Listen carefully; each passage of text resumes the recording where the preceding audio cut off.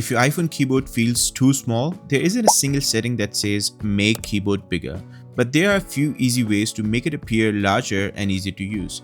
Hey everyone, this is Abdul. Welcome back to the channel. In this video, I'll show you how to make the iPhone keyboard bigger. So if the keys feel too small or hard to type on, this is what you need to do. First, open the Settings app, scroll down and tap Display and Brightness. Now tap Display Zoom. Here, choose a larger text or the zoom view if that's what shows on your iPhone. Then tap Done in the top right. After that, tap Use Zoom to confirm. This makes items on your screen appear larger, including the keyboard, so it becomes easier to type. Another simple trick is to rotate your iPhone into landscape mode when typing. In many apps, the keyboard becomes wider in the landscape, which can make typing feel much easier.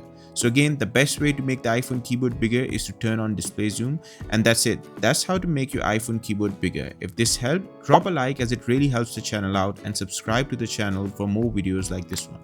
Thanks for watching, and I'll see you in the next one.